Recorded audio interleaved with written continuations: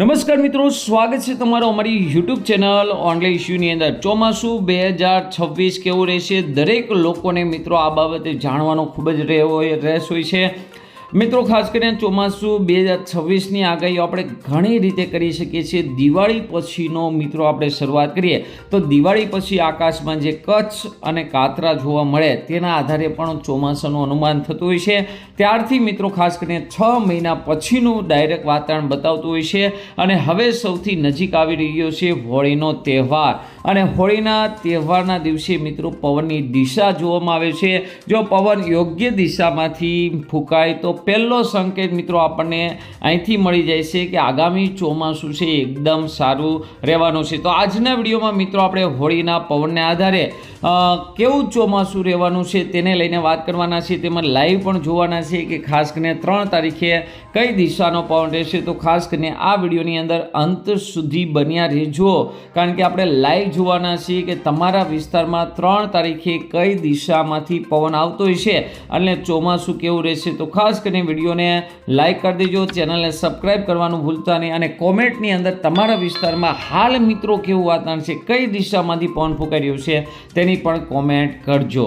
તો અહીંયા મિત્રો તમે જોઈ શકો છો હોળીનો પવનનો મેપ છે, અને તમે જોઈ શકો છો કઈ દિશા તરફ મિત્રો પવન જાય એટલે કે ઝાડ જાય તે મહત્વનું છે। એટલે કે જે હોળી પ્રગટાવેલી હોય શુભ મુહૂર્તની અંદર તે મિત્રો એની ઝાડ છે એ કઈ દિશામાં જાય તે મહત્વનું છે। એટલે કે ખાસ કરીને જો પૂર્વ દિશામાં જાય કે અગ્નિ દિશામાં જાય, ઝાડ જોવામાં આવે છે। પવન કઈ દિશામાંથી આવે એ નહીં, ઝાડ છે, ધુમાડો છે એ કઈ દિશામાં જાય છે એ મિત્રો ખાસ કરીને જોવામાં આવે છે। તો અહીંયા તમને મિત્રો ખાસ કરીને પેપરનું કટિંગ પણ બતાવી રહ્યા છે, જે એકદમ સત્ય બાબત છે, કોઈ ફેક નહીં। અહીંયા તમે જોઈ શકો છો, તેના આધારે તમે પણ મિત્રો જાણી શકો। હવે આપણે મિત્રો ધીમે ધીમે વાત કરીએ કે કઈ રીતનો પવન હોય તો ચોમાસું કેવું થાય। તો સદીઓથી મિત્રો આપણા સૌરાષ્ટ્રમાં હોળીની ઝાડ કઈ દિશામાં જાય છે તેનું આગતરું ખાસ કરીને ચોમાસાની વાત કરતા હોય છે। એમાંની જે કેટલીક પ્રચલિત માન્યતા છે તેની વાત કરીએ તો પહેલી વાત કરીએ, જો પૂર્વ દિશા તરફ ઝાડ જાય, અહીંયા મિત્રો તમે જોઈ શકો છો પૂર્વ દિશા તરફ ઝાડ જાય એટલે કે પશ્ચિમ દિશાનો પવન હોય અને ઝાડ ધુમાડો છે પૂર્વ દિશા તરફ જાય તો 12 આની ચોમાસું થાય છે। અને ખાસ કરીને ચોમાસું છે એ ખૂબ જ સારું જાય। પૂર્વ દિશા એટલે કે સૂરજ જે દિશામાંથી ઉગે એ દિશા તરફ ઝાડ જાય તો ખૂબ જ સારું। બીજી વાત કરીએ તો પશ્ચિમ દિશા તરફ ઝાડ જાય તો મધ્યમ અને ઠીકઠાક ઊંધો પવન જાય, જ્યાં દિવસ હાથમે એ બાજુ ઝાડ જાય તો મિત્રો ખાસ કરીને મધ્યમ 8 આની મિત્રો ચોમાસું થાય છે, તેનાથી વધારે નથી થતું, એટલે કે ઠીક ચોમાસું થાય છે। ત્રીજી વાત કરીએ, જો ઉત્તર દિશા તરફ જાય મિત્રો, અહીંયા તમે જોઈ શકો છો ઉત્તર દિશા તરફ જાય તો ધન ધાન્યની તંગી ન રહે, એટલે કે ખૂબ જ સારો મધ્યમ વરસાદ પડે, વધારે કોઈ પણ પ્રકારનો ના ટાઈમસર વરસાદ આવી જાય, એટલે કે ઉત્તર દિશાની ઝાડ પણ મિત્રો ખૂબ જ સારી। આ સિવાય આપણે ચોથી વાત કરીએ દક્ષિણ દિશા તરફ, એની ઊંધી દિશાની વાત કરીએ તો દક્ષિણ દિશા તરફ જાય તો દુષ્કાળ થાય, દુર્ઘટનાની ભીતિ રહી તેવું પણ, એટલે કે દક્ષિણ દિશા તરફ ઝાડ જવી જોઈએ નહીં। આ સિવાય મિત્રો આપણે પાંચમી વાત કરીએ વાયવ્ય દિશા, અહીંયા તમે જોઈ શકો છો વાયવ્ય દિશા જે ઉત્તર અને પશ્ચિમ આ બે દિશાની વચ્ચેનો ખૂણો છે। તો વાયવ્ય દિશામાં ભારે પવન, ભારે વરસાદ આવતો હોય છે, આંધી અને તુફાન આવતું હોય છે। તો વાયવ્ય દિશાની અંદર પણ પવન સાથે ખાસ કરીને જોરદાર વરસાદ પડતો હોય છે। એની સામેનો ખૂણો અગ્નિ એટલે કે પૂર્વ અને દક્ષિણ દિશા તરફ જોવા જઈએ તો ખાસ કરીને જોવા જઈએ તો આ દિશામાં ઝાડ જાય તો વરસાદ છે ઓછો પડે, તડકા અને વરસાદમાં ઘાલમેલ રહે, ગરમી વધારે પડે, રોગ પણ મિત્રો વધુ રહે, એટલે કે અગ્નિ દિશા તરફ જાય તે પણ મિત્રો ખરાબ કહેવાય। નૈઋત્ય તરફ મિત્રો, આ નૈઋત્ય તરફથી આપણા મિત્રો પવનો આવતા હોય છે ચોમાસાના, ખાસ કરીને નૈઋત્ય એટલે દક્ષિણ પશ્ચિમ તરફની ઝાડ છે જે તરફથી દેશમાં ચોમાસું આવતું હોય છે તે મિત્રો પાકની નુકસાનીની શક્યતા, એટલે કે એ તરફથી ઝાડ જવી જોઈએ નહીં, એ તરફથી પવનો આવવા જોઈએ। જો સામે એ બાજુથી જાય તો ખૂબ જ નુકસાની કહેવામાં આવે છે।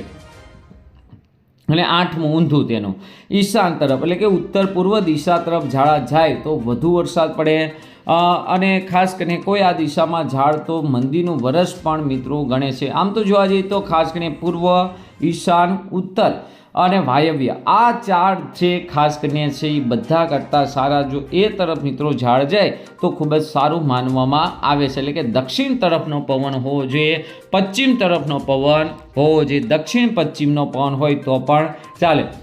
પવન મંદ હોય અને જ્વાળા ઉપર આકાશ તરફ જાય તો કટોકટી હોનાર મોટા પરિવર્તનની કલ્પના પણ બતાવે છે.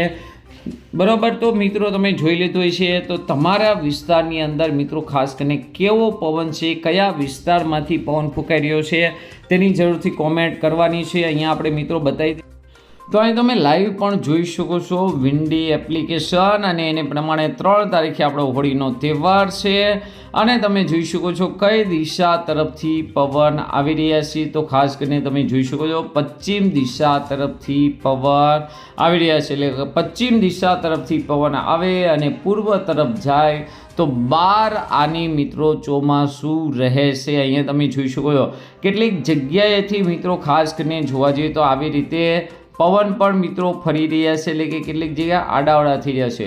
તો આવી રીતે ઉત્તર તરફથી પવન આવી રહ્યા છે. તો મિત્રો તમારા વિસ્તારમાં કઈ દિશા તરફથી પવન ફૂંકાઈ રહ્યા છે એ જોવાનું છે. આમ તો મિત્રો આપણે ગુજરાતી મહિના પ્રમાણે હોળી જોવા જઈએ તો દર વર્ષે 10 દિવસ મિત્રો આગળ જતી હોય છે. ખરેખર મિત્રો આપણે 15 તારીખનો મેપ જોવાનો હોય છે કે 15 તારીખ એ પરફેક્ટ તારીખ હોય છે. મિત્રો આ તમને કોઈ યુટ્યુબર નહીં કે 15 તારીખ છે એ પરફેક્ટ તારીખ હોય છે. 15 તારીખનો ખાસ કરીને દર વખતે, કારણ કે હોળી અધિક માસને કારણે આ વર્ષે હોળી છે એ 30 દિવસ વહેલી આવવાની છે. કારણ કે વચ્ચે અધિક માસ એટલે કે 20 થી 30 દિવસ વહેલી આવે તો ઋતુનું બેલેન્સ ના કહેવાય, કારણ કે વચ્ચે અધિકમાં જેઠ મહિનો આવવાનો છે. એટલે કે ખાસ કરીને આપણા વૈજ્ઞાનિકો છે જે ખાસ કરીને આનું આયોજન કરે છે એ લોકો એક નક્કી કરી રાખ્યું છે કે આના માટે 15 તારીખ ફિક્સ રાખવી. તો અહીંયા તમે જોઈ શકો 15 તારીખે ક્લિયર મેપ અહીંયા તમે મિત્રો જોઈ શકો છો કે આપણને જે પવન ફૂંકાઈ રહ્યો છે તે પશ્ચિમ તરફનો ફૂંકાઈ રહ્યો છે અને પૂર્વ તરફ મિત્રો જઈ રહ્યો છે. અહીંયા તમે મેપ પણ જોઈ શકો છો. આ જે મેપ છે તમે જોઈ શકો છો, મેપની અંદર ક્લિયર છે કે અહીંયા મિત્રો પશ્ચિમ તરફનો પવન આવી રહ્યો છે અને પૂર્વ તરફના રાજ્યો તરફ જાય છે. તો અહીંયા મિત્રો આ ચોખ્ખું બતાવે છે પશ્ચિમ તરફનો પવન પૂર્વ તરફ જાય, એટલે કે 12 આની મિત્રો ચોમાસું હાલ બતાવશે. તો મિત્રો તમારું શું અનુમાન છે, આવનારું ચોમાસું કેવું રહેશે જરૂરથી અમને કોમેન્ટ કરજો. આજના વિડીયોમાં આટલું જ. અસ્તુ. જય હિન્દ, જય ભારત.